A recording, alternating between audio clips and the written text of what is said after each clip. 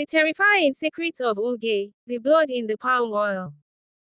In the peaceful village of Umuachala, there lived a woman known far and wide as Oge, the queen of palm oil bean cake.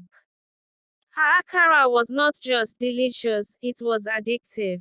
Every morning, the warm, inviting aroma of her frying pan filled the air long before sunrise. People lined up in long queues. Big men in exotic cars. Young boys with school bags. Mothers carrying babies on their backs.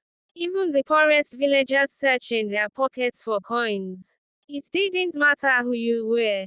Once you tasted Oge's bean cake, you always returned for more. Some traveled from neighboring villages just to buy 100 nairas worth. People said, there is something about this akara. You can't test it once. Within a few years, Oge became one of the most prosperous women in Umuachala. She built a big house, dressed in expensive lace, and her business never slowed down, not even for a day. But no one knew her success was tied to something dark, ancient, forbidden. The midnight discovery. Everything remained a mystery until one fateful night. The moon was dim, the wind silent. Odogwu, the village drunk, staggered home from the bar, singing, laughing, and wobbling like a broken chair. When the urge to urinate struck, he looked around, saw Oge's backyard, and stumbled behind it. Just as he began to relieve himself, he heard a strange sound. A low humming, almost like chanting, almost like a voice speaking from the earth. Curious, he moved quietly toward a small gap in her fence and peeped. What he saw nearly made him swallow his tongue. There was Oge, crouched beside a black clay pot filled with thick red liquid. Beside her burned a small flame in a calabash.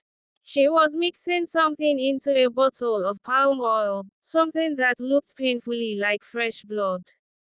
But she wasn't alone. Standing behind her was a shadowy figure, tall and featureless, wearing a dark hood.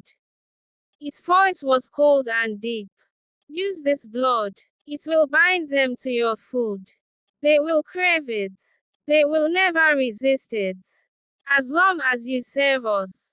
Oge nodded eagerly, dipped her fingers into the blood, and mixed it into a bowl of palm oil, the same oil she used to fry her akara. Odogwu's heart nearly jumped out of his chest. He gasped. Oge froze, turned slowly, and their eyes met. Odogwu ran so fast that his drunkenness sobered instantly. The secret exposed. At dawn, the entire village was awakened by Odogwu's desperate screams. Ogede put blood for her palm oil.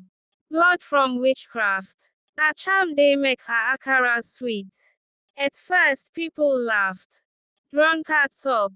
But his trembling voice and terrified eyes were too real to ignore. The elders summoned Oge. Under pressure, fear, and shame, she finally confessed. Years ago, overwhelmed by poverty, she had gone to a witchcraft coven deep inside the forest. The priestess there gave her a charm. A small pot of sacrificial blood, to be mixed with her palm oil every month. The blood would make her bean cake irresistible. But in return, a portion of her customers' spiritual essence would be offered to the coven. That was the true price of her success. The villagers were horrified. Some spat on the ground. Some cried. Some trembled in disbelief. The elders burned the clear pot, the charms, and the contaminated palm oil. Oge was banned from ever selling food again. Her business collapsed. Her riches disappeared. Her name became a curse among the villagers. Moral of the story. Whatever is built on darkness will eventually be exposed by light.